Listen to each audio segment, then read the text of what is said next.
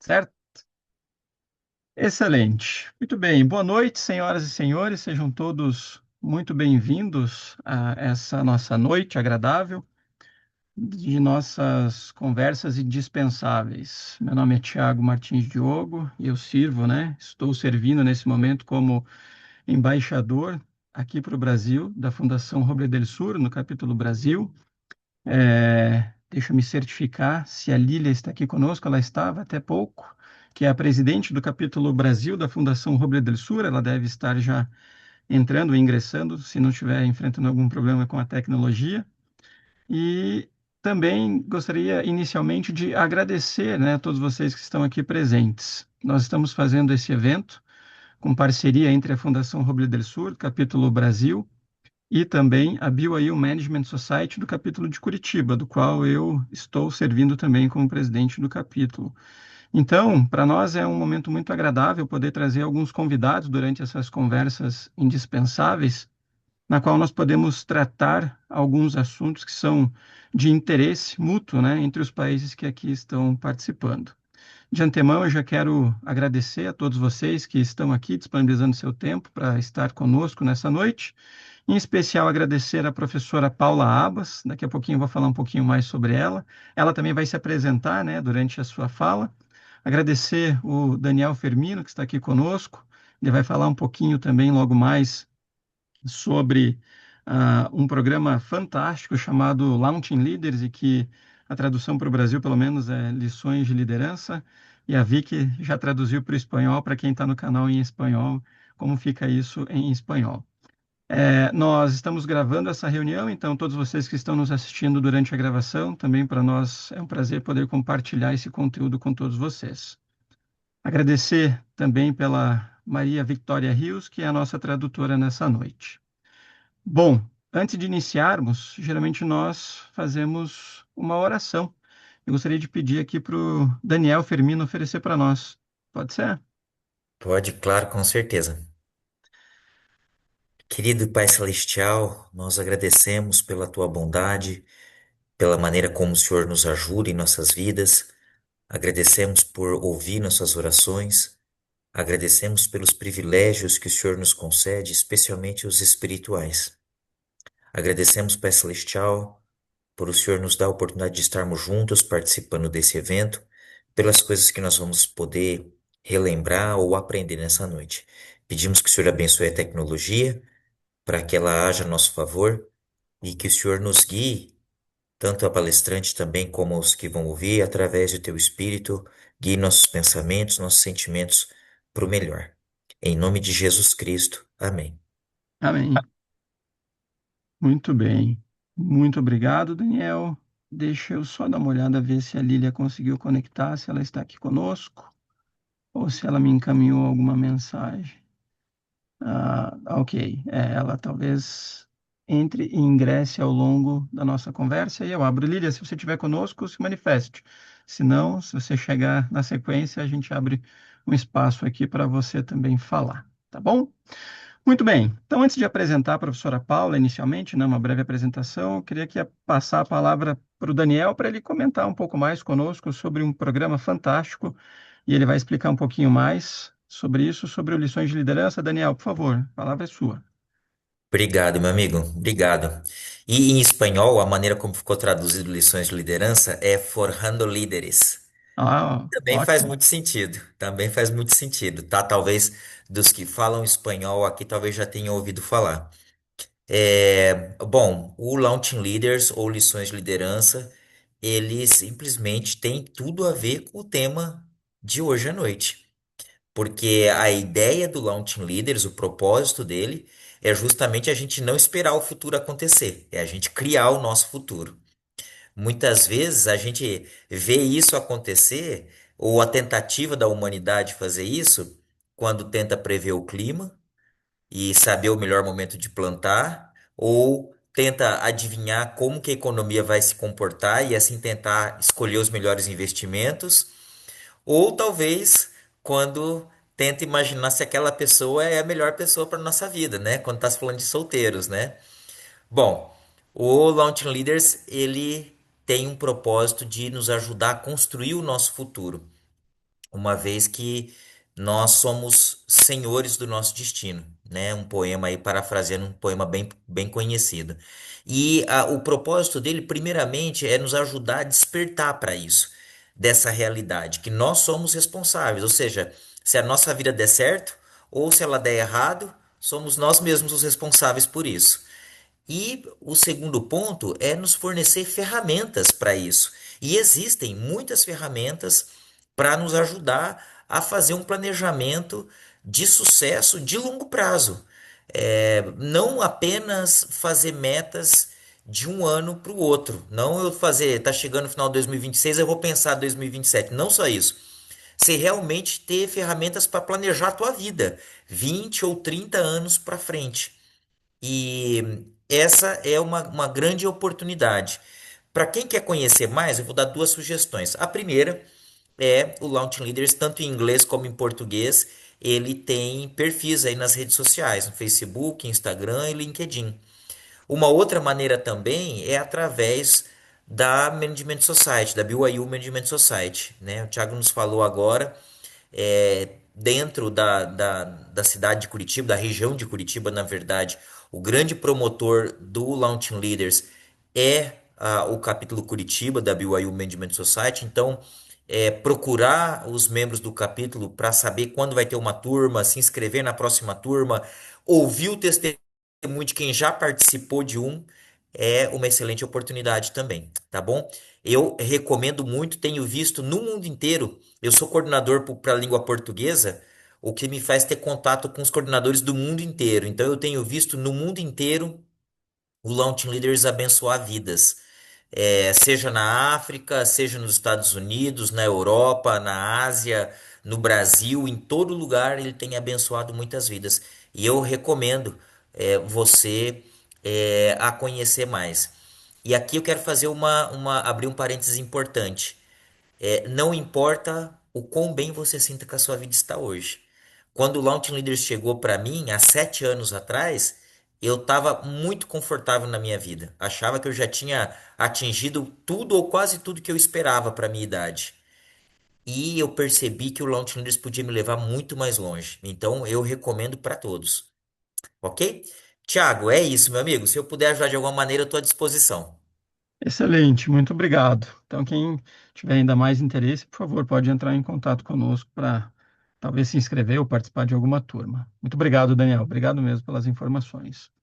E antes de passar a palavra para a professora Paula Abas, só comentar com vocês brevemente também, a gente tem uma ação muito interessante para todas as pessoas que têm o interesse e o desejo de participar de aulas de GMAT, aulas de matemática, não só para ingressar numa universidade americana, do qual geralmente eles exigem, né, a prova do TOEFL, mas também o GMAT.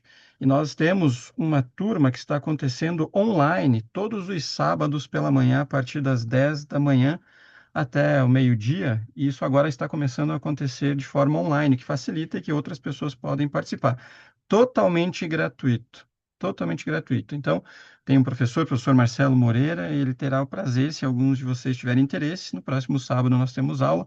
Depois eu vou deixar aqui no chat também o link para que vocês possam ingressar, né? Então, não só para quem quer fazer o DMAT, mas quem quer melhorar isso, ó,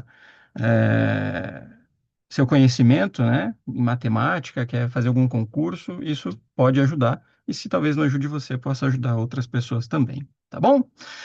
Dito isso, mais uma vez, agradecemos então a professora Paula Abas que está aqui conosco. Ela tem dedicado a sua carreira a compreender os fios invisíveis que conectam tecnologia, cultura, comportamento humano, poder, inovação e futuros emergentes. Futurista, estrategista de inovação e especialista em foresight, atua na intersecção entre inteligência artificial, tendências socioculturais, design estratégico, narrativas institucionais e transformação coletiva. Seu trabalho consiste em ajudar organizações e lideranças a enxergar além dos sinais imediatos, interpretando as forças profundas que moldam mercados, sociedades e decisões humanas. Ao combinar visão sistêmica, inteligência cultural e pensamento de futuros, transforma complexidade em direção estratégica, tornando visível aquilo que ainda está emergindo. E além de tudo isso, nós somos amigos e colegas de profissão, já atuamos em diversas frentes junto às cooperativas, não só no estado do Paraná, mas em diversos programas. Então, é um prazer tê-la aqui, professora. Muito obrigado mais uma vez. A professora vai fazer a erguição dela durante um período de 30 minutos e depois o tempo vai ficar aberto para quem quiser fazer as suas perguntas, tirar suas dúvidas, ou também pode mandar no chat. Professora, o tempo é seu. Muito obrigado. Obrigada, Tiago. Obrigada a todos. Obrigada, Lilian. Obrigada a todos os dirigentes, colaboradores da BYU University, da Robles del Sur. Um prazer enorme estar aqui com vocês, compartilhando essa noite a minha visão de futuros, já colocando para vocês a importância de fazer uma correção rápida aqui, né, da provocação que a gente faz. O futuro não acontece, o futuro não sucede, se projeta. Ou seja, projeção que nós fazemos é de futuros, com S no final. Né? Então, esse hábito que nós temos de pensar que existe uma linha reta de futuro é o que eu venho aqui desconstruir com vocês. Então, antes, né, de começar, se eu cair ou se der algum delay na minha fala, continuo dizendo, a tecnologia está divina, mas o ser humano ainda é a melhor, né, das tecnologias até o momento desenvolvidas. Então, vamos nos ajudando, me sinalizem, e o que eu espero é que esses 30 minutos sejam realmente transformadores na visão de vocês. Muitas pessoas brincam que eu sou mensageira do apocalipse, eu venho com aquelas notícias do fim do mundo, do futuro colapsado, mas brincadeiras à parte, quero trazer para vocês um olhar de esperança, um olhar onde vocês consigam se situar como seres humanos nesse universo onde o desenvolvimento da tecnologia é exponencial, é cada vez mais rápido, né? Então, vocês estão vendo a minha tela, né? Estão vendo o joinha a minha tela? Sim. Sim. Mas Perfeitamente. antes de falar de mim, antes de falar de futuros, vou começar trazendo dois dados que não fazem muito sentido, tá? Para vocês entenderem como são os fios invisíveis e como os sinais se conectam lá na frente, e o quanto o meu trabalho é amarrar as pontas desses sinais invisíveis.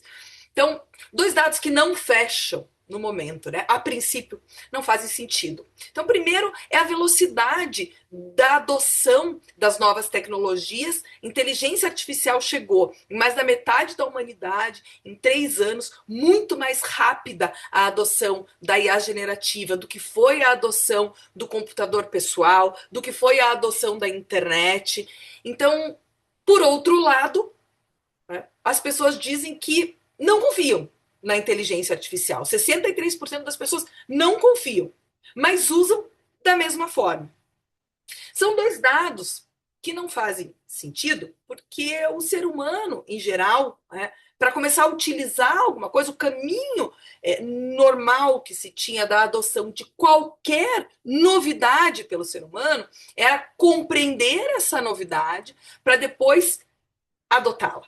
E a gente está vendo já uma inversão desses valores. Eu vou contar para vocês um pouquinho por que isso está acontecendo, mas vou dar um passinho atrás para contar o que faz uma futurista. Essa menina futurista aí vem conversar com a gente. O que é a futurista? O povo já pensa em bola de cristal, baralho, incenso, tarô. Como que um futurista adivinha um futuro? Né? O futurista não adivinha um futuro. O futurista lê possibilidades de futuros. Então, há 20 anos, eu dedico a minha carreira a ler sinais que indicam os caminhos para onde os futuros podem acontecer.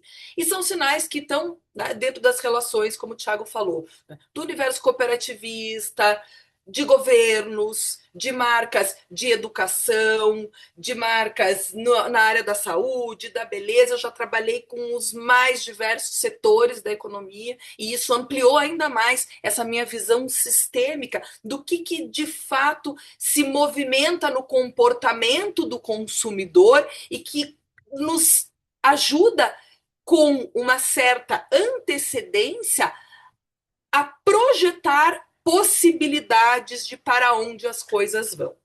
Esse é o trabalho da Think Room, é a minha empresa, é uma sala para pensar, então eu trabalho com facilitações de tomadas de decisão coletivas, através de um método chamado rituais cocriativos. Cada vez mais entendo e defendo a importância do pensamento humano coletivo, para que junto com a inteligência artificial hoje nós consigamos tomar melhores decisões e construindo essa inteligência coletiva de futuros, porque sozinhos nós somos limitados. A nossa miopia, o alcance da nossa visão, ele é limitado ao nosso repertório. Quando trabalhamos juntos, essa visão se amplia e o repertório de cada um traz uma nova pecinha para que nós possamos olhar além daquilo que nós conhecemos, né? Daquela informação que chegou para nós através dos meios que nós manejamos para obter informações. Tá? Para os hispanohablantes, mas já estou percebendo que estamos em uma turma nesse momento, né, com mais brasileiros, já vou pedir para vocês colocarem no chat para eu acompanhá-los. De onde vocês estão falando, de onde tem o prazer de conectá-los, porque a beleza de uma reunião dessa, vocês vejam, né? Com pessoas de toda a América Latina, é de fato uma inteligência muito potente, capaz de nos permitir ler o futuro do nosso continente, né? Para onde estamos caminhando. Chegaremos aí. Então, sou uma especialista em ler sinais e atar e desatar e compreender esses fios invisíveis que conectam os sinais. Os sinais por si só, eles são mudos. Eles só fazem sentido quando conversam entre si. E quem dá sentido para esses sinais somos nós. Então, o que eu venho apresentar para vocês é um sentido do caminhar da nossa humanidade, da nossa comunidade, em relação ao desenvolvimento das tecnologias. É praticamente impossível falar de inovação e de futuros sem falar de tecnologias, né? Então, o futuro, gente, ele não acontece. Ele pode até acontecer, de certa forma, para alguns que estão aí à deriva. Eles estão no barquinho, eles não estão vendo nada, eles estão sendo levados pelos acontecimentos e, puxa vida, né? Olha, as coisas aconteceram para mim. Mas a gente diz que o futuro ele é projetado. E a grande pergunta dos nossos tempos é: quem está projetando o futuro da nossa humanidade? E aí vou convidá-los, vou deixar o espaço para as perguntas ao final, mas já os convido a fazerem os seus comentários pelo chat. Vocês também podem trazer perguntas, se eu puder responder a vocês em tempo real, conforme a minha fala for se desenvolvendo, será um prazer enorme. Então conversem comigo, estou aqui conectada com vocês, tá? Um futuro ele é projetado em dois sentidos, ele tem duas vias de projeção, mais ou menos. Ele pode se projetar como uma sombra. O que é se projetar como uma sombra? Pensa em algo que acontece hoje. Qual que é a sombra disso para o que vai acontecer lá na frente? Como que ele se estica? Como que ele se amplia para outras possibilidades? Conforme a passagem do tempo. Mas ele também é projetado como uma construção, como um prédio. Alguém vai lá e desenha, e coloca uma intencionalidade, e decide de antemão quem que vai morar lá dentro daquele prédio, para que tipo de pessoas aquilo está sendo construído, quem vai adotar aquela ideia que está sendo proposta. Então, essa pergunta, quem está projetando o nosso futuro, ela é uma pergunta política. Quem está tomando as decisões por nós hoje? Quem está nos cutucando ali por dentro do cérebro e fazendo com que a gente tome o sentido da direita ou da esquerda, ou resolva, decida por comprar alguma coisa, por consumir algum produto, onde vamos investir o nosso dinheiro, aonde vamos viver, que tipo de alimentos vamos consumir, que tipo de transportes vamos utilizar? Então, escrevam para mim, quero ver quem responde. Os algoritmos. Quem responde os algoritmos? Né? O que eu estou trazendo para vocês olharem é a nossa ferramenta principal do futurismo.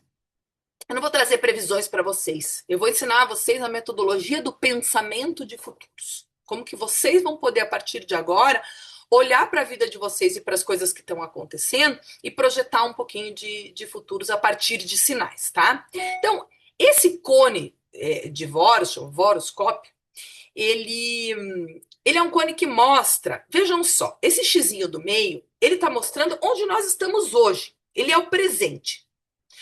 Tudo o que a gente converge desse presente. E ele é um resultado do nosso passado. Então vejam o cone que vem para trás, né? Nossa genealogia, as histórias, nossas experiências, o nosso DNA, os trajetos que os nossos ancestrais já percorreram na vida, os dados que foram gerados, a cultura, a relação das gerações, tudo isso constrói a nossa visão de hoje, a nossa cosmovisão, que é a nossa visão de mundo. Ou seja, nossos valores, nossas crenças, né? O que a gente entende como bem-estar, até a escolha das nossas profissões.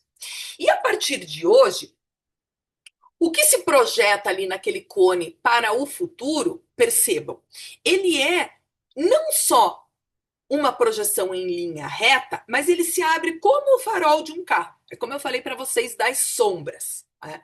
Nesse farol de carro existe um espectro de possibilidades. O que é um futuro projetado? O futuro default, que nós chamamos. É isso, se todas as coisas continuassem como elas estão hoje.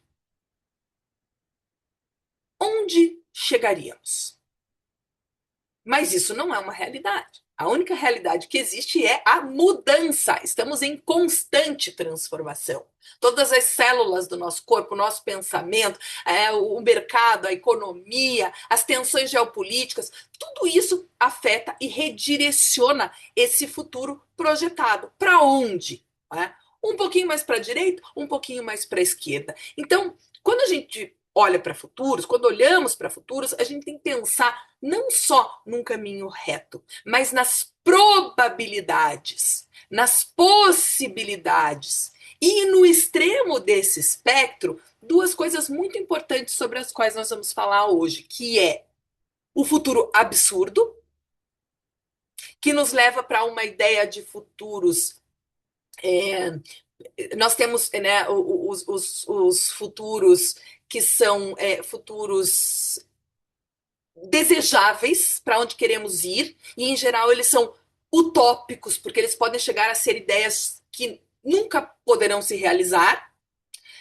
Mas também nós temos o outro lado, que são futuros distópicos, que é, gente, deu tudo errado. E em geral o que a gente vê por aí, quando assiste essas ficções científicas, os maiores futuristas do mundo são, em geral, escritores de ficção científica. Quando a gente assiste Black Mirror no Netflix, o Conto da Aia, Silos, todas essas projeções de futuros colapsados e distópicos que parecem absurdos, eles são muito importantes para a formação do nosso pensamento de antecipação. Então, trabalhar com pensamentos de futuros é estar se perguntando o tempo todo: e se essa possibilidade de futuro se realizar?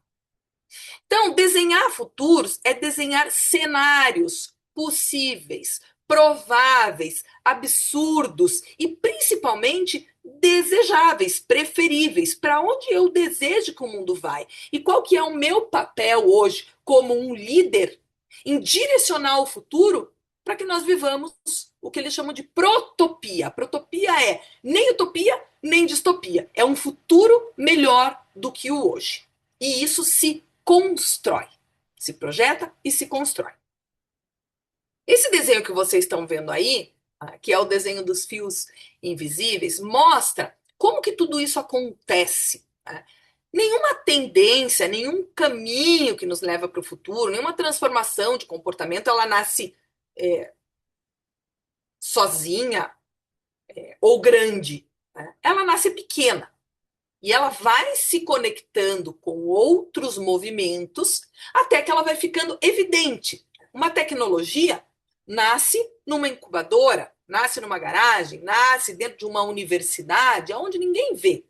E aquilo vai tomando forma, e o problema que ela busca resolver é um problema que vai se conectando com outras partes do mundo, e a gente começa a ver um movimento maior Então, quando essa coisa está acontecendo dentro de casa, nós chamamos de sinais fracos. Ali, os slides estão em espanhol, sinais débiles. São esses ruídos, essas coisas, essas anomalias, esses comportamentos soltos que nós olhamos para eles e dizemos assim: ah, imagine, isso aí não impacta a minha vida, não tem nada a ver comigo, quem sabe lá no futuro. Né? Então, ali, né, a questão. Vamos falar de uma coisa que afetou a vida de todos, né? Home office. 2015 ali. As pessoas trabalhavam, começaram a liberar as pessoas para trabalhar um dia em casa, uma sexta-feira mais informal, era uma raridade, assim, era quase um favor. E de repente acontece, né, um fato que transforma esse favor em uma obrigação.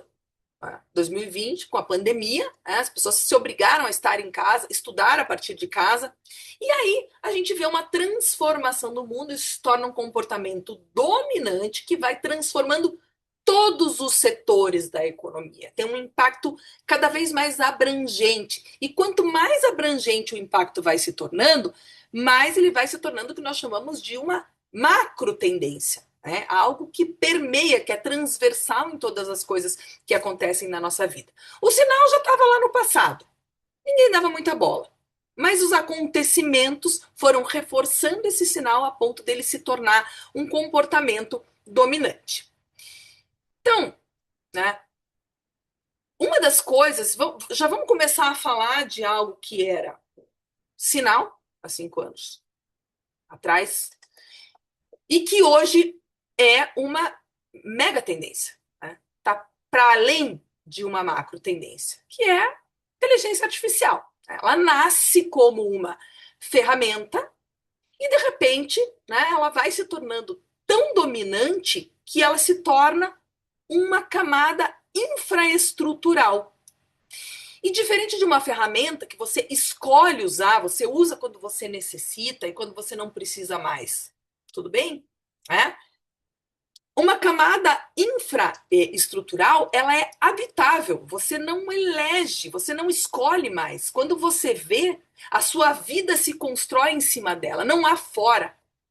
Não há fora da relação com a inteligência artificial. E o que acontece hoje é que ela é uma tendência que se tornou uma macro tendência e que hoje permeia a vida de todas as pessoas. Isso vai se tornar cada vez mais forte.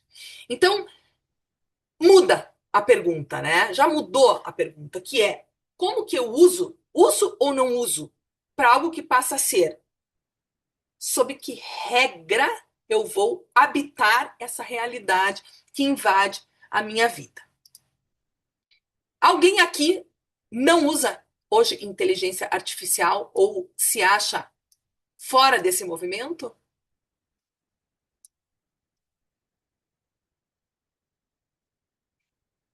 Então, alguns dados para vocês sobre inteligência artificial, tá?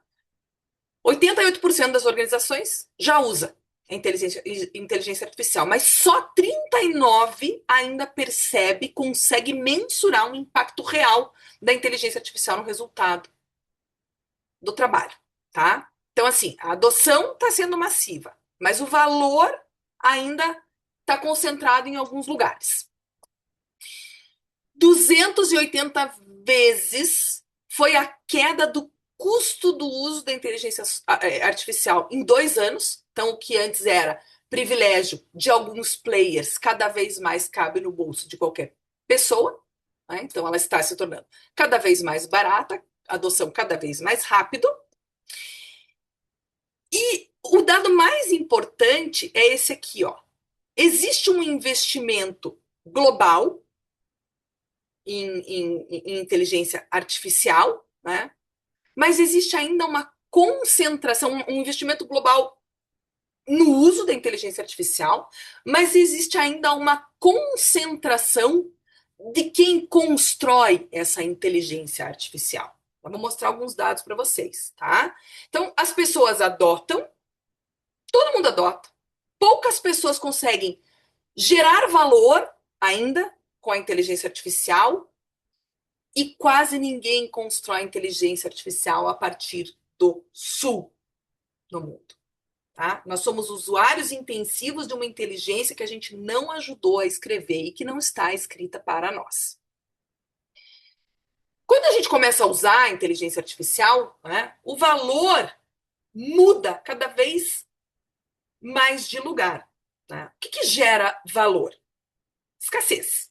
Então, se processar informação, que era algo que as pessoas faziam, e principalmente as pessoas mais inteligentes, quando nós falamos de liderança, de tomada de decisão, né, de processar uma informação, muita informação, para que possa se tomar uma decisão assertiva, deixa de estar nas mãos dos humanos. Né?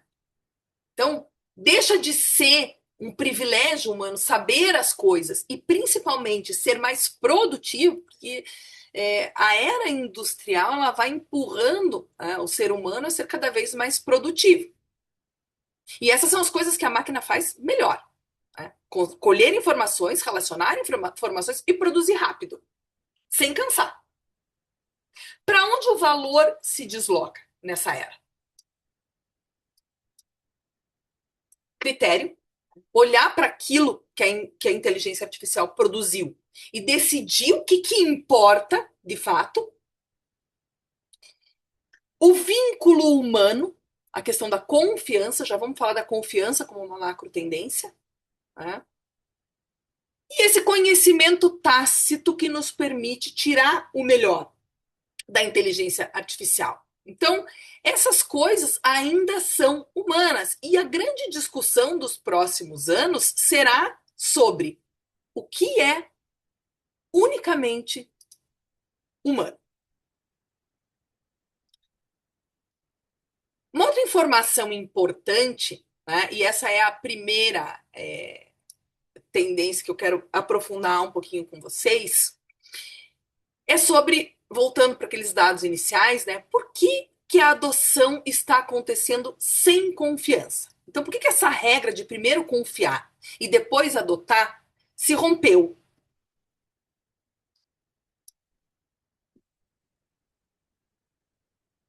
Olha lá. Ó. Por que a adoção chega primeiro e a confiança fica devendo? Quem aqui confia nas respostas da inteligência artificial? Confia. Responda no chat para mim. Confio em tudo que ela me mandar. Tiagão, confia.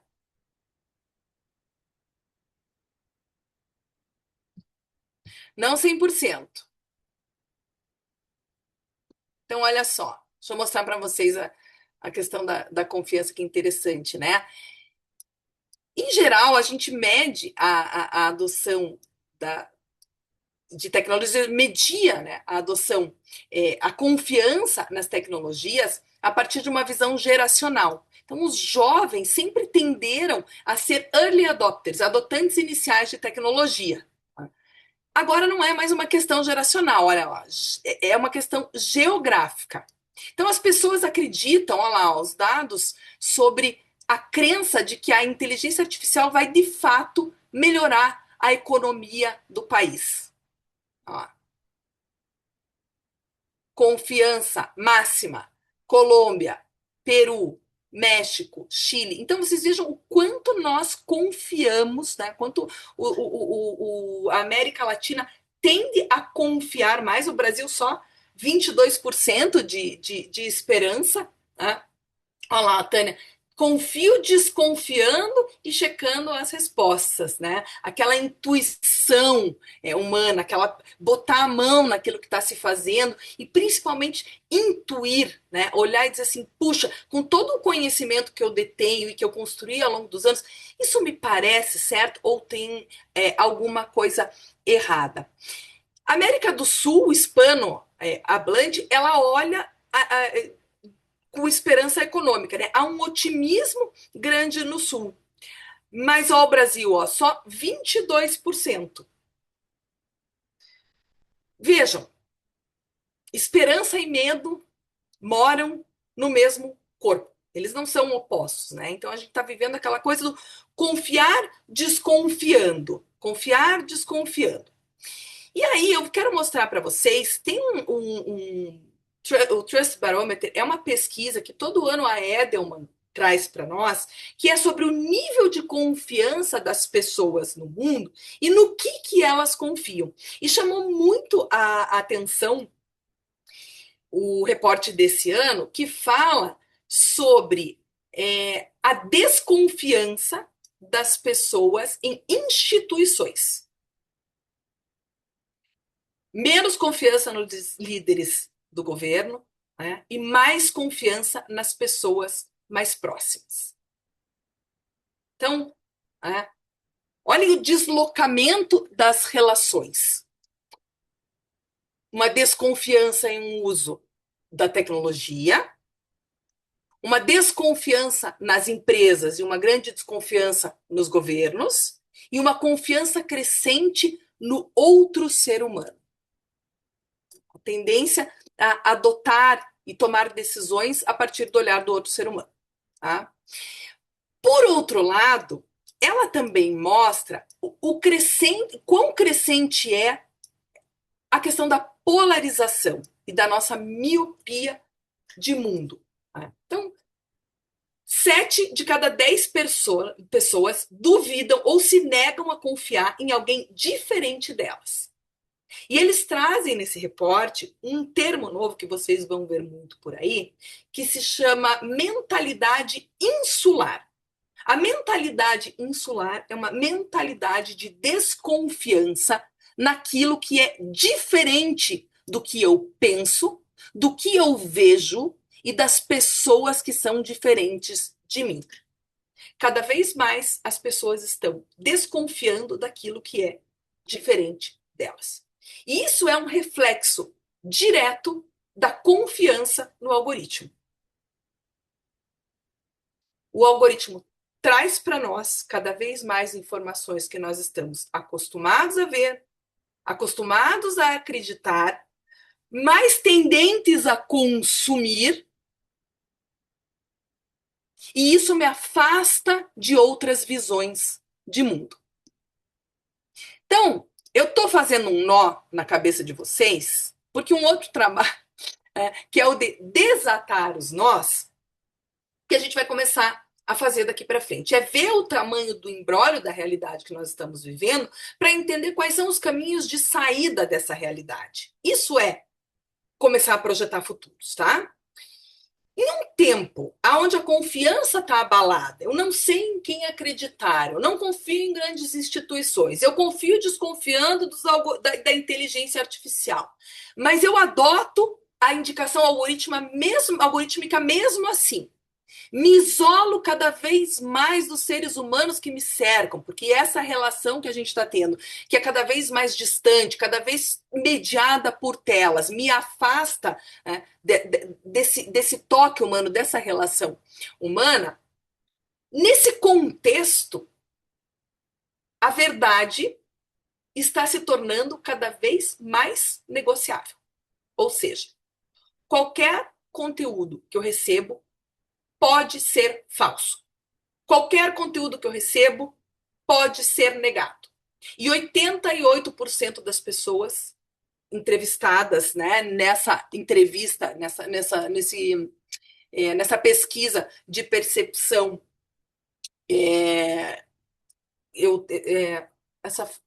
depois eu trago a fonte bem direitinho para vocês, inclusive depois eu mandar o material para vocês, onde vocês podem pesquisar todas essas informações mais a fundo,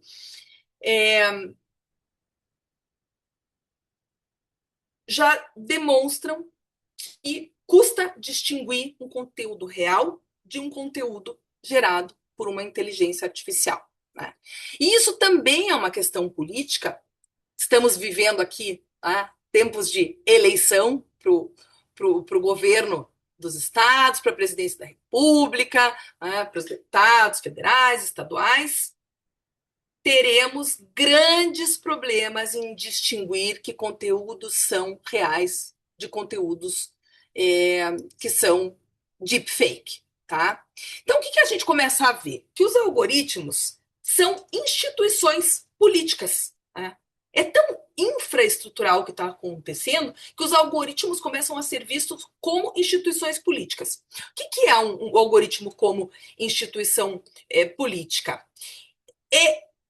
no sentido literal mesmo, não é uma metáfora, né? É o que uma instituição faz. Vocês vejam, as pessoas perdem a confiança nas instituições, cada vez vão confiar mais nos algoritmos, porque os algoritmos são quem agora organizam o campo da atenção, moldam as decisões sem que a gente note e, principalmente, estruturam o contexto da ação humana. Ele é um mediador invisível entre nós e o mundo.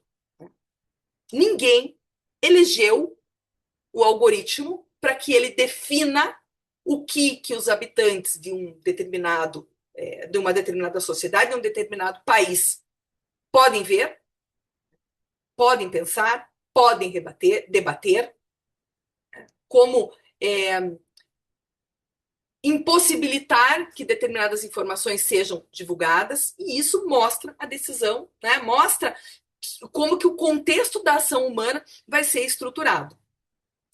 A Tânia diz assim, ó, a minha desconfiança é relativa à assertividade das respostas obtidas. Já precisei corrigir várias informações recebidas de inteligência artificial, né? E isso, Tânia, você está dizendo quando você mesma está gerando um conteúdo, de repente, a partir do teu ChatGPT, do teu Claude, né? Mas e quando você está simplesmente consumindo esse conteúdo, rodando o teu feed lá do Instagram?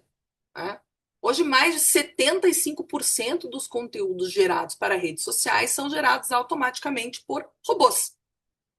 Então, nós estamos consumindo o tempo todo, né, informação gerada por inteligência artificial. Então, o risco, o pior, né, não é só acreditar no que é falso, é deixar de acreditar naquilo que é verdadeiro. Então, olha o que é essa macro tendência, né? É a maculação da construção da realidade dentro da nossa cabeça. Então, esse experimento da Universidade de Würzburg é um experimento que chama o dividendo mentiroso. Tá? Como que ele acontece? Um político comete um erro e eles soltam 2 vídeos. Em um deles, esse líder político pede desculpa pelo que aconteceu. E no segundo vídeo, esse líder fala que é mentira aquele vídeo, que é um deepfake. As pessoas tendem a acreditar na mentira mais do que na desculpa. Elas preferem acreditar que aquilo, né, que foi veiculado é um deepfake do que o pedido de desculpa desse líder. Tá? Então, quem mente sai melhor avaliado. Esse é o dividendo mentiroso. Então, a simples existência da possibilidade de uma falsificação, hoje, de algo que as pessoas estão vendo, ela dá a qualquer pessoa um álibi universal. Vamos juntar a isso um outro sinal, né, que nós vemos que vai atrapalhar muito a vida das pessoas, que é o que nós chamamos de inflação narrativa. Então, com a produtividade que a inteligência artificial nos permite na geração de conteúdo, a quantidade de conteúdo que chega para nós é uma inundação, é uma enchente, né? Quanto mais versões circulam de uma verdade, também menos vale cada uma. A inflação narrativa, ela funciona mais ou menos como a inflação monetária. Né?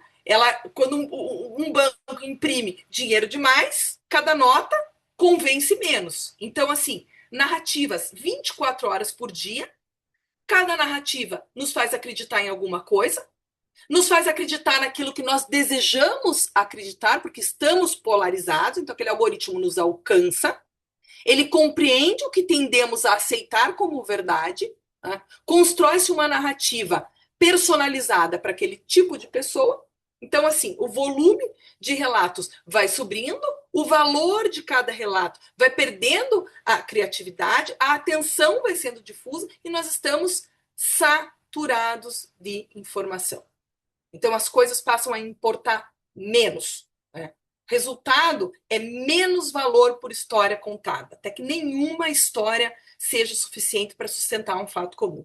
E por que eu falo do momento político que nós estamos vivendo? Né? Vai ser a primeira eleição, aqui no Brasil, pelo menos, onde nós realmente veremos a inteligência artificial sendo testada, né, no seu máximo poder de gerar confusão na cabeça do ser humano.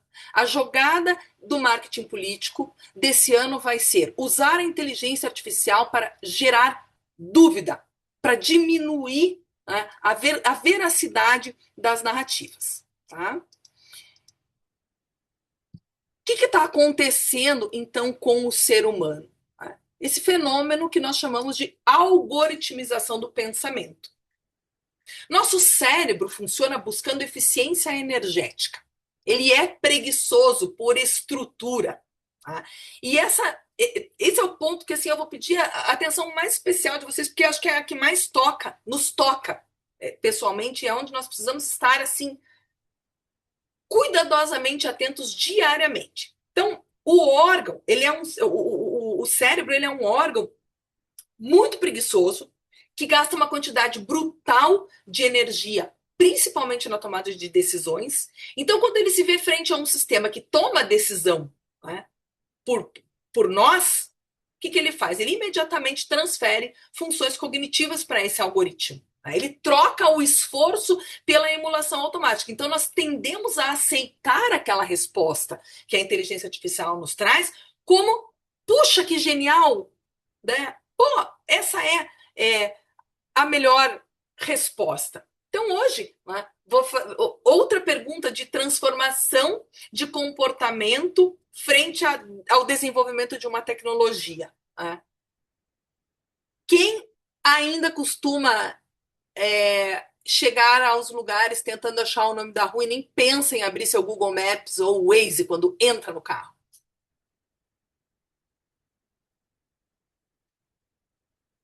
Direto, né? Eu até para os lugares que eu costumo ir, para eu pegar o caminho mais rápido, diretamente para o Waze. Né? Vou para a escola do meu filho, Waze, por onde eu posso ir, que o trânsito vai estar melhor hoje. Né? E o cérebro, realmente, ele vai ficando no automático. Então, o MIT mediu a atividade cerebral das pessoas, escrevendo com e sem IA. Quem usou IA mostrou menor conectividade neural.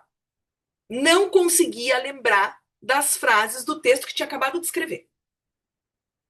E as pessoas vão perdendo a sensação de autoria de fato daquele conteúdo. Tá? E a Science Advances também fez uma pesquisa que mostrou que a IA foi capaz de aumentar a criatividade individual, mas ela reduziu a criatividade coletiva, a diversidade coletiva. Então, assim, a tua produção individual, ela até pode melhorar. Você pode ter, junto com a inteligência artificial, novas ideias. Mas o que está começando a acontecer no coletivo? Cada vez mais a produção coletiva vai ficando igual.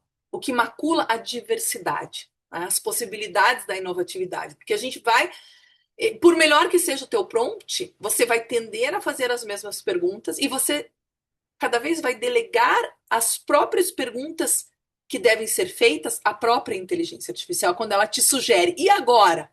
O que você quer que eu faça? Te dá lá 4 opções. Pim! Vamos aqui, vamos aqui, vamos aqui. Né? Então,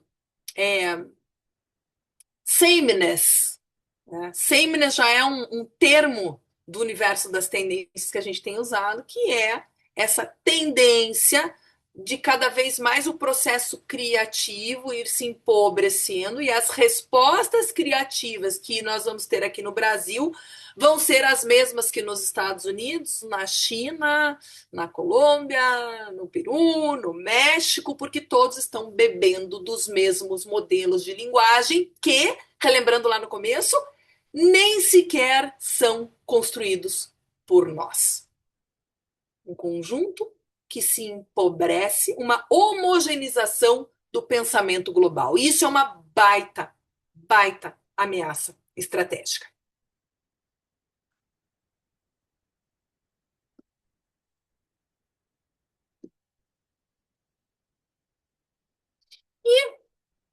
isso, né? Aquilo que é humano, que ainda nos resta como humano, as primeiras discussões a respeito de inteligência artificial eram o que ainda é humano, bem pouquinho tempo, né? Me lembro de estar em alguns fóruns discutindo isso, assim, é a criatividade, né? Puxa, será que é a criatividade? Não, é a capacidade artística. Pô, será que a inteligência artificial já não está conseguindo fazer isso melhor que o ser humano? Então, tudo que a gente imputa ao humano está se tornando cada vez mais escasso e a velocidade do desenvolvimento dessas inteligências, né, está fazendo com que aquilo que é humano fique cada vez mais raro. E o que é mais raro, como em toda economia, sobe de preço. Então, assim, pensamento, né, que era humano que está acabando. Primeira versão da ideia já vem pronta, construída num modelo de linguagem que foi produzido em outro lugar fora daqui. Sentimento, né? Sentimento é algo humano, essa sensitividade, essa coisa de perceber ainda o ambiente a partir da pele e essa sensorialidade que ainda é humana, né? Que a máquina ainda não está conseguindo, não está preparada para processar, mas já está muito preparada para replicar. Né? Quando nós vemos humanoides, eu acho que a coisa mais assustadora para mim dos tempos atuais é você se ver de frente a um robô humanoide com uma inteligência artificial potentíssima embarcada, conversar com ele, ou nem conversar, né? Esses cachorrinhos, hoje, esses animais de estimação que já estão aparecendo na China, que eles conseguem simular, eles conseguem gerar no outro um sentimento. Então, assim, né, essa transposição do tom, da empatia, do pesar, do perceber o outro, do se emocionar, desse vínculo que era natural, tudo isso diminuindo e sendo maculado. E o que eu acho que o maior impacto, né, não é nenhuma novidade, não estou trazendo nada novo para vocês, o que já se vem falando há muito tempo, é o impacto que isso vai ter na relevância do ser humano no mercado de trabalho. Quanto tempo nos manteremos relevantes na profissão, né, que escolhemos para nós? Então, nos próximos 5 anos, aí veremos uma transformação brutal no mercado de trabalho e quais serão as tarefas que ainda serão humanas. Viveremos para ver. Tá? Mas interessante que a máquina ocupa, primeiro, lugares que já estavam vazios. Né? Então, olha as coisas que estão acontecendo. A gente vive, e essa é uma outra macro tendência, que é a crise de saúde mental. Né? E aí nós temos a Ana, psicóloga, pode nos falar também ali no chat um pouquinho do que ela tem visto no consultório. Mas a busca da individuação econômica, que vai levando as pessoas a compreenderem que sozinho pode ser melhor e que cada um precisa ter o seu trabalho, e cada um precisa ter a sua casa e essa coisa da independência, e isso vai gerando um isolamento, então uma crise do isolamento social mesmo que nós estamos vendo, que atinge principalmente os estratos dos 60 mais, né? Os idosos estão sofrendo cada vez mais com isso, se relacionando cada vez mais, nós veremos se relacionarem com cuidadores humanoides, porque o vínculo humano está cada vez mais fragilizado. Olha esse dado, né? 72% dos adolescentes usa IA como companhia. Então, as relações, a gente já entende que nas escolas, né, as relações já estão bastante fragilizadas, querem estudar sozinho, em vez de conversar com o colega, preferem uma resposta que venha de uma inteligência artificial, mas o vazio da companhia, o quanto o outro ser humano já não preenche, né, esse lado emocional, porque a IA está mais preparada a responder o que ele quer ouvir, o que ele deseja ouvir, e cada vez mais vai conhecendo e vai personalizando as suas respostas. Né? Uma em cada 3 pessoas diz que conversar com a máquina satisfaz ou satisfaz tanto quanto a conversa com um amigo real, né? E muitas vezes sente-se mais à vontade, vai poder perguntar para a máquina coisas que não perguntaria para um amigo real. 871 mil mortes por ano vinculadas ao isolamento social. Uma morte a cada 36 segundos vinculados ao isolamento social, né? E para os adolescentes, isso está ficando cada vez mais urgente. Nós vemos que é uma geração que vem muito vulnerável, ensanduichada no outro extrato de grande isolamento social, que são os idosos, né? E quem que está vindo para resolver, buscando resolver essas questões?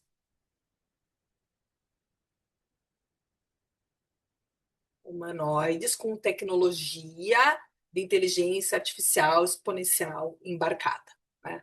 Então, a Ana diz aqui, ó, adolescentes até crianças passaram a querer ficar em casa vendo Instagram, TikTok, que é o começo da brincadeira, né? Melhor isolado do que de fato interagir. Então, ela conta aí para nós que tem recebido as meninas com tendências à automutilação, e isso mostra o vazio interno que a gente está vivendo, nessa crise de saúde mental e essa crise do isolamento social. Então, essa é uma tendência, assim, né, uma questão de saúde pública importantíssima. E como toda tendência tem uma contratendência, gente, isso é metodologia, né? A metodologia da leitura de futuro diz: sempre que algo se torna muito grande, muito dominante em uma sociedade, o que nós vemos é um movimento de pêndulo. As coisas vão para um lado e elas tendem a voltar para o outro, né? Tem um tempo de construção desse processo, mas quando a gente olha e vê, né, o humano como valor, a necessidade que o humano tem do outro humano, e transferindo isso para as máquinas, né, ressurge o humano como uma vantagem competitiva. Então, essa é, de alguma forma, a boa notícia que vai mostrar, né, nós não sabemos exatamente como, mas o caminho pelo qual nos manteremos e precisaremos nos manter relevantes. Então, o ser humano, o que é do humano, passa a ser uma categoria de valor. As pessoas já vão começar a ter uma percepção de olhar para aquilo e se. Vamos falar das pessoas longe, vamos perguntar para vocês mesmos. Quando vocês olham um texto, vocês se perguntam se isso foi feito pela máquina ou por um humano? Nós ainda temos ali no coração aquela tendência a valorizar aquilo que foi feito pelo humano? Valorizar nem que seja num sentido emocional, né? Puxa, olha, isso aqui teve a mão de um humano, né? Eu acabei de ver um sinal, né? Sinais fracos, sinais débiles, que são às vezes é uma propaganda ou é um produto novo que está sendo lançado, mas que por trás daquela proposta criativa, né, existe uma necessidade humana. Então, o que a Hermès começou a fazer? Né? Começou a pedir para que os artistas façam desenhos à mão, pintados com aquarela, para ilustrar os seus sites. Isso está vinculado à ideia de luxo. O humano como vantagem competitiva. Aquilo que é feito pelo humano como um grande luxo. Tá? Então, o que a gente começa a ver como sinais fracos aparecendo por aí, né? Produção selada, foi feito por humanos, editoriais, marcas que começam a certificar essa autoria humana. Tá?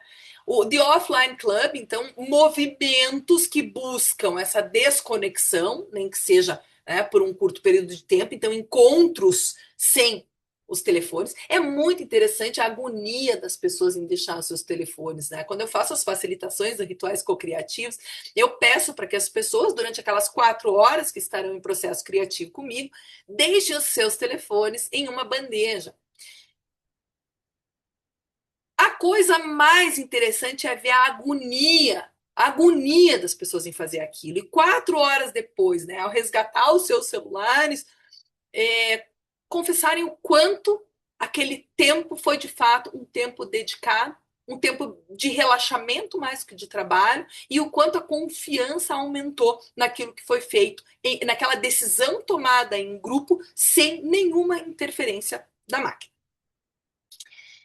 47% dos menores de 30 anos parecem estar reduzindo o seu tempo de uso de telas, mais que os seus pais, tá?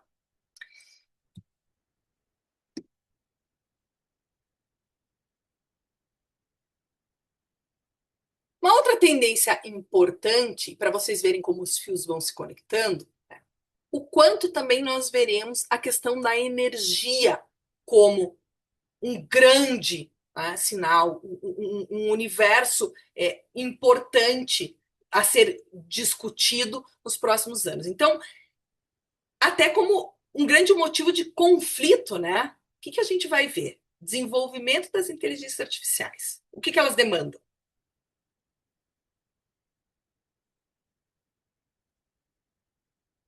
O que elas demandam? Olha lá, o Felipe vai me responder. Ó. Se movimentando. Informações. Energia, data center, água para resfriamento. Tá? Quanto mais quente, mais energia.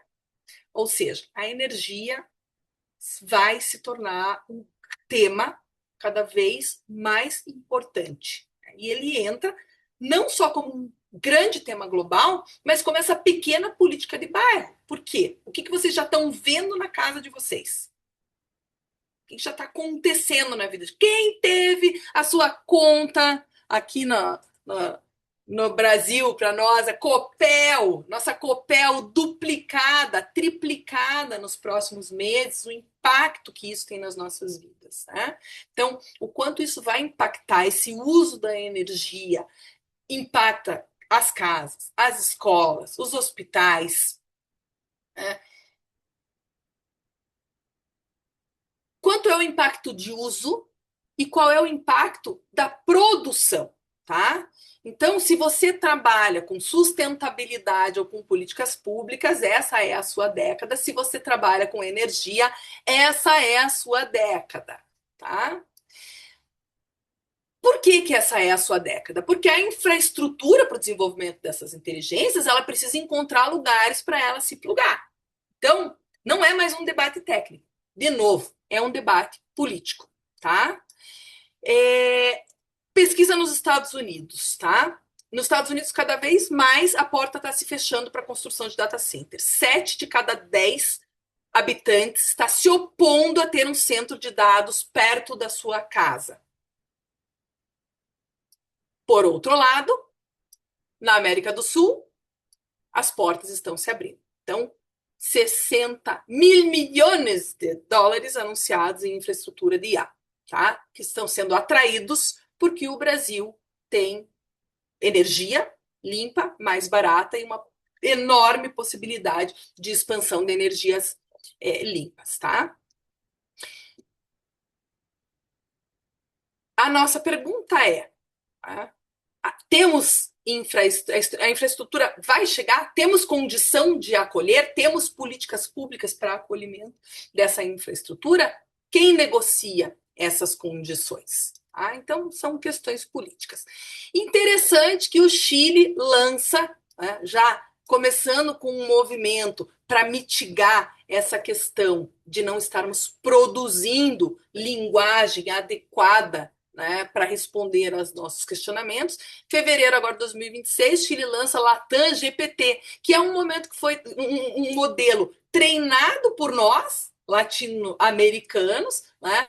Porque um modelo que é treinado fora de nós vai nos descrever desde fora. Um modelo que é treinado por nós nos deixa ser sujeitos da disseminação do nosso pensamento para o mundo. Então, nós começamos, a ver movimentos de deixar-nos ser objetos consumidores de uma forma de pensar e de uma linguagem para decidirmos quem entra, que língua nós vamos usar, qual é a nossa visão ética do uso da inteligência artificial, quem coloca as regras nessa história toda.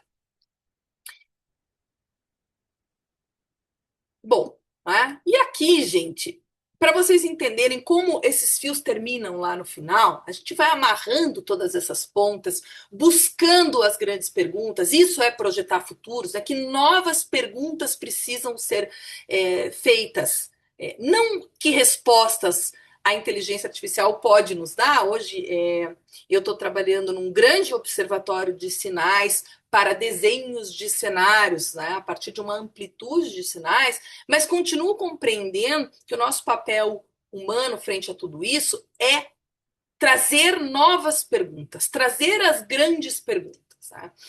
E o trabalho do futurista é desenhar cenários a partir das grandes perguntas. Então, para finalizar essa fala, eu trouxe para vocês aqui 3 cenários. Nenhum é uma profecia. O que eu perdi vocês aqui? Né? Nenhum como uma profecia, mas todos para que vocês reflitam, né? Que todos eles podem ser espelhos do nosso presente. Depende muito de como as instituições governamentais vão agir, como que as empresas vão agir, como os líderes vão agir e que decisões conscientes nós vamos tomar para chegarmos aos futuros desejáveis. Então, se hoje nós continuarmos fazendo o que estamos fazendo e vivendo da forma como estamos vivendo, naquele cone que vocês viram, qual seria um futuro default, um futuro projetado provável, em linha reta, tá? Continuaremos consumidores da inteligência dos outros, da inteligência dos Estados Unidos, da inteligência da China, da inteligência da Índia. Nós vamos conseguir seguiremos sendo a região mais entusiasta, que mais consome e que menos constrói. Ou seja, colonizados. Né? Continuaremos colonizados.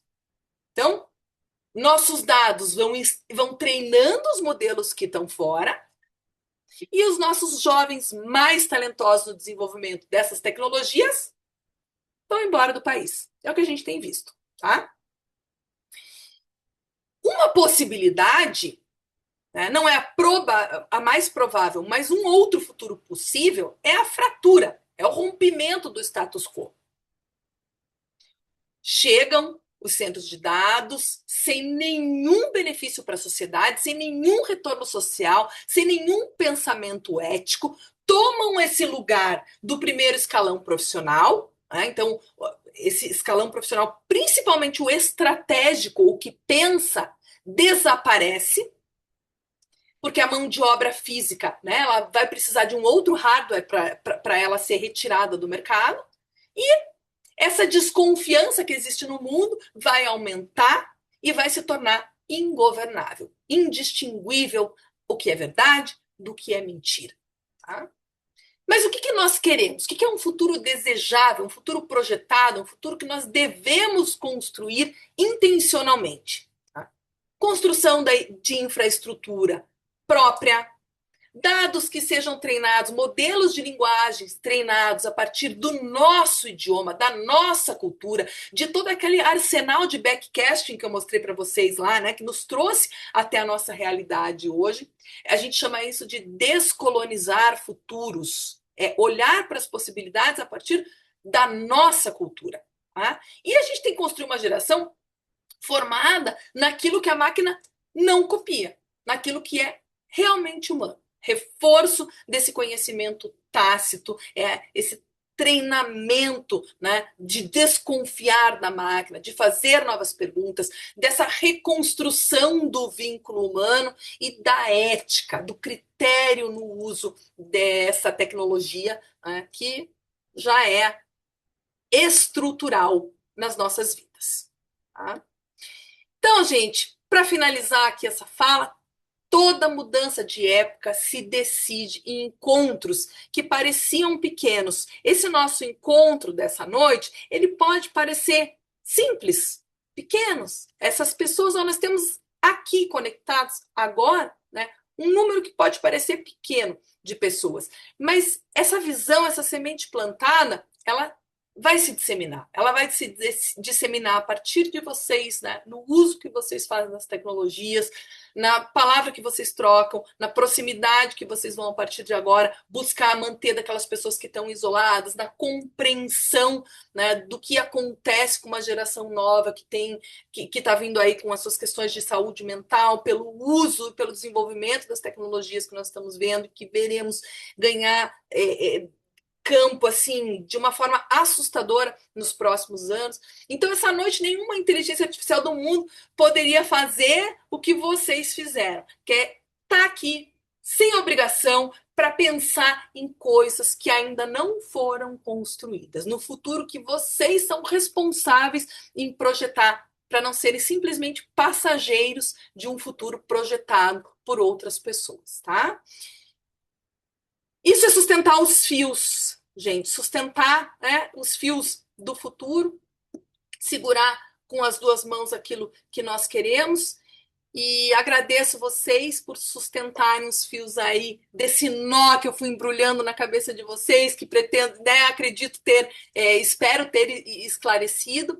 E quero dizer para vocês que eu preparei um mapa de sinais para vocês estudarem. O nosso tempo aqui é curto, tá? Mas mando para vocês todas as fontes, todas as pesquisas que foram usadas para construir essa palestra e mais outros cenários futuros que eu estou monitorando agora. Então, vocês precisam escrever para mim com a palavra mapa, ou ali no arroba do Rituais Cocriativos, ou no arroba do Paulabas, tá? E 15 dias de acesso surpresa ao Observatório de Sinais. Então, vamos lá para que os sinais não se apaguem aí quando termine essa conversa. Fico à Excelente. disposição para as perguntas, Thiago. Ótimo, que aula maravilhosa. Muito obrigado, professora. Muito obrigado mesmo por esse conteúdo riquíssimo. Pessoal, eu vou abrir aqui então para aqueles que desejarem se manifestar, seja com dúvida, seja querendo complementar ou, enfim, perguntar, fiquem à vontade. Se alguém quiser, é só abrir o microfone e hablar.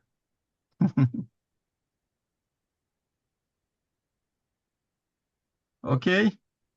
Sem problemas. Professora, foi maravilhoso. Eu Muito tenho obrigado por uma. tudo. Ah, desculpa, Opa, Felipe, então perdão, vai lá. perdão. Estou ansioso Eu aqui tenho na hora. uma Pode lá. dúvida. Eu estava tentando levantar a mão aqui, mas não encontrei para gerar uma fila. Mas obrigado, professora, pela explanação, muito interessante.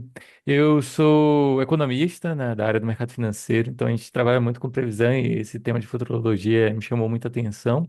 E eu queria saber um pouco da parte metodológica, de como você olha, o futuro a partir de qual ótica, né? Leva mais em consideração a parte quantitativa, qualitativa, é uma mistura do qual e quant para poder criar aí uma projeção de futuro, né? Identificar uma tendência. Porque aqui a gente usa, assim, claro, tem um pouco do feeling, né? Do qualitativo, mas o quantitativo renda muito, né? No processo de tomada de decisão, né? Então, dados estão muito alinhados, estão muito ali é a base da nossa tomada de decisão, né? Para entender um pouco como é que vocês pensam. Então, Felipe, no âmbito do planejamento estratégico, né, desenhar cenários de futuro tem menos a ver com pensar quantitativamente e tem mais a ver com pensar qualitativamente. O que nos permite construir o processo metodológico do foresight estratégico, que é a metodologia básica que a gente usa, que é a metodologia que as universidades como Houston e Stanford ensinam como uma metodologia base do futurismo, né? Ele passa por várias etapas. E essas etapas, elas são basicamente colher sinais. Então, quanto maior for a profusão de sinais que você tenha para que você os relacione uns com os outros, menor é a sua miopia. Tá? Existe uma futurista que se chama Amy Webb, que ela faz a construção de cenários probabilísticos. E hoje a inteligência artificial, ela permite esse processamento de quantidade de informações e esse desenho de futuros probabilísticos. Então, hoje, a ferramenta do Observatório de Sinais, a partir dessa metodologia, dessa construção passo a passo do foresight estratégico, que consiste em colher sinais, construir radares de sinais, entender como esses sinais se relacionam entre si, tá? Entender como a questão da repetição de sinais e quando esses sinais vão saindo, deixando de ser sinais fracos para se tornar sinais fortes e se tornarem tendências. E essa leitura depende de você ir acompanhando esses sinais. Então, nós tínhamos menos ferramentas de processamento de dados do que nós temos hoje. Mas o que acontece no planejamento estratégico e na construção de cenários? É menos sobre o que vai acontecer no futuro e mais sobre como a minha organização é ativa em um plano de ação que constrói um futuro que é desejável para esse grupo de pessoas que eu atendo.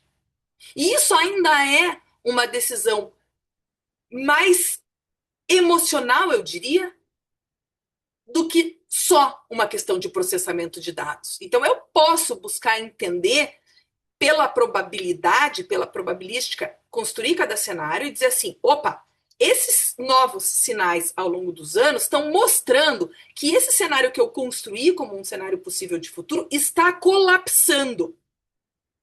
Esses sinais estão mostrando que o futuro default que nós havíamos construído está se deslocando para um novo equilíbrio. Por que a probabilidade não funciona? Porque existe uma... Não funciona tão bem, né? Nesse universo. Porque existe o que nós chamamos de wild cards, que é o que Nicholas Nassim Taleb chamou de cisne negros. Agora tem os cisne vermelhos, vão dando cor para cisne, mudam o bicho, elefante, não sei o quê, né? Mas basicamente é o seguinte, nós não conseguimos enxergar tudo. E às vezes uma coisa que ficou escondida, né? Ou que estava lá, as pessoas estavam vendo, mas elas não deram a devida importância para aquilo. As pessoas ou a própria máquina, né? Porque voltamos naquela conversa do modelo de linguagem, né? É um modelo de linguagem que é construído nos Estados Unidos, está olhando para determinadas coisas, que aqui, na América Latina, estão acontecendo outras coisas. E às vezes um bicho que veio do morcego da Ásia colapsa o mundo e nos atravessa. Então, primeira coisa, acompanhamento constante de sinais. É você construir a base mais rica possível de sinais em torno da realidade da tua organização. Esse é o primeiro passo. É você ter um baita radar de sinais que fala do entorno daquilo que atinge diretamente o campo onde você está inserido. A partir dessa enorme máxima coleta de dados, você tem um sistema de acompanhamento desses dados.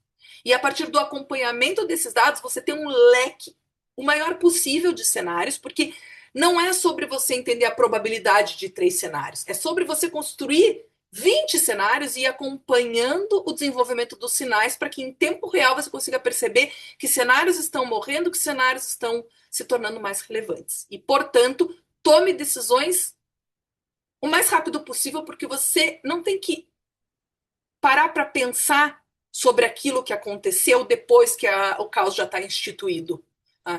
Quando a gente desenha um cenário e escolhe um cenário como cenário provável ou o cenário preferível, o último passo do foresight estratégico é o plano de ação. Não serve para nada um cenário sem plano de ação. Eu vi. Mas o que eu estou fazendo para construir ou para chegar naquele e ajudar com que esse que eu não quero colapse? E o que o mundo está fazendo para que um determinado cresça e o outro colapse? É um trabalho conjunto, gente. Esse é um trabalho que precisa ser feito em comunidade. Os observatórios de sinais potentes do mundo recebem inputs de sinais do mundo todo. Eles têm uma grande equipe trabalhando na construção desse olhar. Legal. A Tânia e a Ana estão de mão levantada. Tiago. Isso. Ana primeiro e depois a Tânia.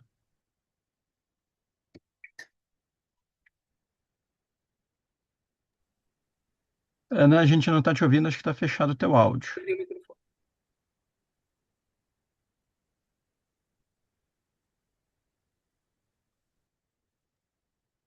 Você vê, eu já estou me batendo aqui, né? Essa inteligência a informática, enfim. Eu estou aqui como uma mera curiosa, né? Eu acho esse trabalho da Paula excepcional. A gente teve poucas conversas, mas que eu achei extremamente interessante o trabalho dela, né? O quanto faz pensar e refletir, a rapidez, né? No levantar a mão, eu mudei o meu fundo aqui, né? Vocês não reparem. A rapidez da Já foi para o internet. espaço, Ana. Começou a falar de futuro, já se projetou no cosmos. Fiquei, eu não sei se eu estou viajando, tá? Mas como você falou, né? Eu sou psicóloga e trabalho muito com crianças e adolescentes com altas habilidades. E me veio aqui uma ideia assim, puxa vida, por que não colocar essas pessoas que têm um potencial cognitivo lá muito superior a trabalhar junto com vocês nesses questionamentos? Ou até inserir, fazer um grupo de conversas.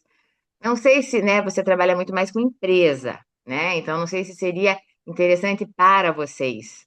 Mas assim, jovens que poderiam estar se dedicando, né, a esses estudos futuristas e que têm um potencial muito bom. Então, me veio essa ideia, eu falei, ai, não sei se é o caso de falar, mas assim, colocar uma pulguinha aí, né, para gente pensar. E se quiser me ajuda, eu tô dentro, né? Eu Filha, acho que é um Ana, assunto muito interessante. você não está viajando, tá? Você está enxergando o que muitas empresas de tecnologia já estão fazendo. Porque, assim, as pessoas com altas habilidades e alguns neurodivergentes que não têm a deficiência Sim, cognitiva já estão sendo usados como atores extremamente relevantes, porque são neurodivergentes, nos sim, ajudam a mitigar essa miopia do pensamento, né, que é um pensamento default. Então, eles sim, cada vez serão mais interessantes porque eles são capazes de questionar o que nós não questionamos. Essa coisa de exato. mimetizar o social nos emburrece no sentido de ver o que é diferente, né? Então, Sim, sim, esse talento deles já é um talento que tá sendo muito bem considerado. O que infelizmente ainda acontece é a dificuldade dessas pessoas na inserção no mercado de trabalho, porque é uma inserção que demanda um investimento maior das empresas em termos de dar suporte a esses neurodivergentes, porque eles são maravilhosos para pensar, diferente, exato. eles não funcionam sozinhos. Então, você tem que, para colocar uma pessoa dessas no mercado de trabalho, você tem que ter uma segunda pessoa de suporte para ajudá-los a trabalhar no formato que nós estamos acostumados a trabalhar. Mas nós também veremos uma evolução da absorção dessas pessoas nesse campo e ainda por cima também estamos vendo uma questão de saúde pública importante, porque a prevalência de crianças que ficam aí entre altas habilidades, autismo, outras coisas que a gente vê por aí que não estão muito bem explicadas, que hoje é de 28 para 1, Uhum, e galopante, né? A sim, prevalência vai exigir que isso seja um tema de saúde pública e que coloquem essas pessoas no mercado de trabalho. Por outro lado, veja só, né? O Elon Musk já fala que o desenvolvimento da inteligência artificial será nos próximos anos tão exponencial que precisaremos de uma renda básica universal e que nós vamos aí nos viver do ócio criativo. O que uhum, nós vamos fazer com o nosso tempo, né? Então, nós somos a geração de uma transição brutal, brutal mesmo. muito, é muito rápido, né? Tá tudo caminhando muito rápido, né? Como estão os idosos lidando com tudo isso, né? Da internet, da inteligência artificial, de mil senhas. Enfim, isso tem tantas questões, né, que a gente pode levantar e conversar que renderia, acho que um final de semana inteiro para mais.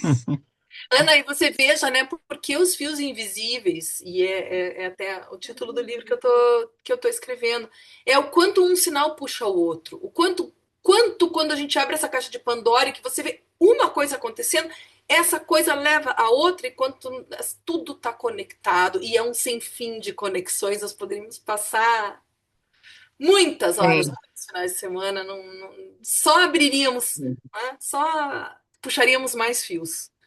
sim, mais caixinhas e questionamentos, né? Mas obrigada, nossa, muito obrigada, Paula. Gostei muito. Tô aqui demitida, mas adorei, viu? Obrigada pela tua participação. Imagina, sempre bem-vinda, Ana. Tânia? Rapidinho, então, vou pegar uma carona no que a Ana falou e na última mensagem da Paula. Eu sou psicopedagoga também, e a minha preocupação vem no seguinte: o quanto que os seres humanos, principalmente as gerações dos meus netos de 8 aninhos, 12 aninhos, 14 aninhos, o quanto que esses seres humanos não estão vivenciando experiências, mas estão assistindo experiências. Ao invés de jogar bola, eles assistem o jogar bola. Ao invés de escrever, eles digitam. E eu percebo que uma coisa que virou um horror para eles é você pedir.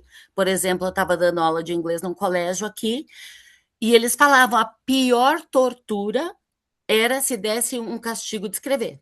Pode mandar digitar 200 textos, mas escrever, não. Então, eu acho que escrever e ler vai virar uma profissão no futuro. Pessoas que consigam ler e escrever. Então, obrigada, Paula. Você fez um pum na minha cabeça, assim, aumentou. Curiosidade, muito obrigada. Foi excelente. Eu brinco com meu filho, eu falo assim, filho, você sabe o que é o termo brain rot? Né? Que agora eles acham graça, tem o brain rot lá do É, Minecraft. Eu falo para ele, mas brain rot, você sabe que é cérebro podre, né? Ele fala, como assim cérebro podre, mamãe? Quanto mais usa a tecnologia, mais vai ficando podrinho o cérebro. E como que resolve? Qual é o remédio do brain rot? Livro. Leitura resgata o cérebro podre. Então, assim, e vivenciar as coisas. É, o meu neto estava comigo no final de semana aqui, daí eu falei: tá, Conrado, você veio ficar com a vovó, mas você não quer interagir com a vovó? Não, vó, mas eu estou aqui assistindo. Eu falei: não, eu estou aqui. Isso daí você pega depois. E eu já estou achando difícil, já está sendo confrontante conseguir ser mais importante ou mais atraente do que o celular. E ele veio dormir aqui para ficar comigo, mas assim, ó, eu lá e o celular aqui. o que eu vejo quando a gente fala do resgate do humano, né, da insurgência humana como novo luxo, o que a gente começa a perceber é uma valorização das experiências do corpo. Então, Uhum, tudo o que for sobre sentir e viver no corpo e compreender que o que é vivido no corpo é gerado uma outra inteligência. uhum. Quão humana é a sensorialidade, a gente ainda está na preservação dessa instância do humano. Até quando? Não sabemos, ainda parece uma coisa distante conseguir recriar É. a inteligência que a sensorialidade gera. Então, eu acho que nós vamos nos ver cada vez mais ancorados. Então, o que a gente vê crescer? Né? Setores em ascensão: setor do bem-estar, terapias Uhum. holísticas, toda vivência corporal, É. caminho de crescimento. Né? Então, talvez atuemos aí com humanos e humanos proporcionando experiências físicas e não mais experiências. Assistidas, né? Que você só assiste a experiência, não vive mais, né? A É, experiência. no cognitivo, né? Você fica pensando, Exato. elaborando aquilo tudo dentro da cabeça. Uhum. Excelente. Obrigada, Paula. Obrigada a você, Muito Tânia. bem. Muito obrigado. Alguém mais gostaria de falar algo, perguntar algo? Dou-lhe uma, dou-lhe duas, dou-lhe três. Professora, muito obrigado mais uma vez pela parceria, pelo conteúdo riquíssimo. Mais uma vez aqui agradecendo a você, agradecendo também a todos vocês que permaneceram conosco. Vamos fazer uma foto aqui, se alguém mais puder abrir sua câmera, eu vou contar Vou até fazer 3 Meu para um, pai gente. eterno, com essa cara, com esse Isso. cabelo, socorro, um, socorro. um pequeno adendo aí. A Paula falou do físico, o físico, o emocional e o afetivo, né? E o espiritual. E o Também a espiritual. Espiritual. gente vê, né, todos os temas de Esse. espiritualidade em grande ascensão, porque Hum, no fim das contas, quando nós estamos vivendo tempos de caos e não sabemos, porque nós não sabemos aonde nós pararemos, nós estamos em travessia, eternamente em travessia, mas a gente está numa travessia mais turbulenta, né? Sim. A fé nos dá a possibilidade de seguir. Tá? Então, a espiritualidade é um campo também, sim. presente. Muito bem. Vamos lá no 3. 1, 2, 3. Legal. Obrigado. Eu vou depois encaminhar ali para. Deixa eu ver como que eu vou fazer isso. Deixa eu encaminhar aqui no chat, se alguém depois quiser se utilizar disso.